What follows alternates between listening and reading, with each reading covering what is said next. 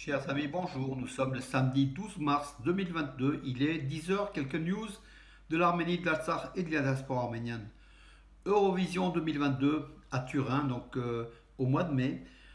C'est Rosaline, 21 ans, une artiste, auteure-compositrice, qui représentera l'Arménie à l'Eurovision donc 2022 à Turin, comme je vous l'ai dit. Donc, elle est originaire de Vanatsor. Elle n'est pas très connue en fait, hein, et la chaîne de télévision publique d'Arménie qui a présenté cette candidate, officiellement donc elle a été présentée à l'Eurovision, l'a choisie pour justement donner un coup de pouce aux jeunes talents d'Arménie, plutôt que de prendre des chanteurs et des chanteuses connus, hein. Voilà, donc on verra le résultat. C'est un risque, hein, c'est un challenge. Donc on verra la position de l'Arménie au terme de... Déjà, elle va participer à la demi-finale. Elle sera donc dans la première demi-finale qui aura lieu le 10 mai. Euh, voilà. Et le 14 mai, samedi 14 mai, ce sera la finale. Donc on verra si elle sera qualifiée déjà pour la finale. Rosaline, retenez ce nom, Rosaline, voilà, donc de Vanatsol, une jeune chanteuse, artiste. Voilà. C'est un pari, mais ceci dit, l'Arménie ne risque rien, pas grand-chose, parce qu'elle sera jamais, enfin, elle sera pas première en tout cas, avec les votes de l'Azerbaïdjan, de la Turquie et de tous les pays turcophiles. Non plus les pays nordiques qui votent jamais pour non plus les pays baltes qui votent pratiquement jamais pour l'Arménie. Donc ça sera très difficile pour l'Arménie un jour de gagner l'Eurovision, à moins qu'il y ait quelque chose d'exceptionnel. Mais en tout cas, l'Eurovision Junior aura bien lieu en Arménie entre octobre et décembre, sans doute en décembre prochain, l'Eurovision Junior. Là, on parlait d'Eurovision Senior. Alors, en information, oui, l'information, donc il y a eu beaucoup d'informations. Les écoles de l'Artsakh qui n'ont plus de chauffage, puisque le gazoduc a été dynamité ou a été saboté en tout cas, le gaz qui venait d'Arménie vers l'Artsakh, les écoles n'ont pas de chauffage. Donc les écoliers sont en vacances un peu plus tôt, forcés à partir donc de lundi pour les vacances justement d'hiver en fait, hein, de quelques jours, en attendant la remise en route de ce gazoduc, ce que l'Azerbaïdjan refuse pour l'heure, donc le passage près d'un village azéri, hein, ça a eu l'explosion donc entre l'Arménie et l'Artsakh, et Bakou refuse l'intervention des techniciens arméniens pour réparer les dommages, voilà, donc laissant la population civile de l'Artsakh dans le froid, voilà, pour démoraliser encore davantage.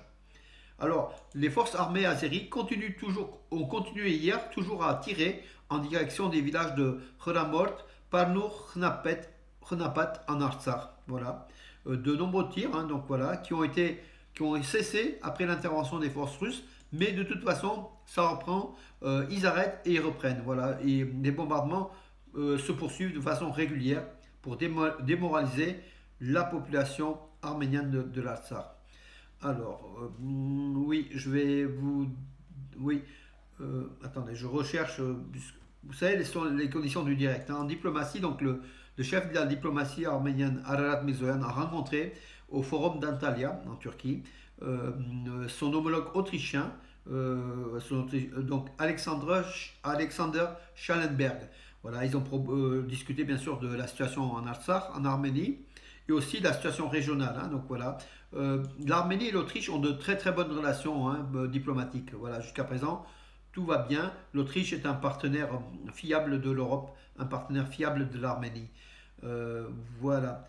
Alors, je vais vous donner deux, trois autres informations, mes amis, si vous voulez bien. Je suis un peu désorganisé ce matin. Oui, Washington, oui. Les États-Unis fourniront environ 47 millions de dollars d'aide à l'Arménie et à l'Artsakh.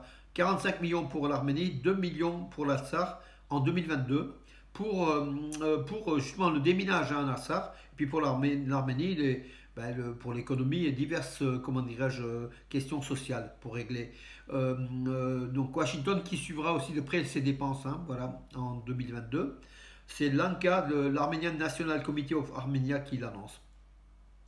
Alors avant-hier, Erdogan et Aliyev, ou hier, Erdogan et Aliyev sont rencontrés, Antalya justement, pour discuter de la situation en Ukraine et des relations entre l'Arménie et l'Azerbaïdjan. Une nouvelle fois, Aliyev a fait part du corridor du Zankezur, donc un passage à travers l'Arménie pour rejoindre Nakhitchevan, alors que l'Arménie n'est pas du tout d'accord, n'a rien signé, et les accords du 9 novembre 2020 sur le cessez-le-feu en Artsakh n'incluaient pas ce paramètre de couloir ou de corridor. Voilà.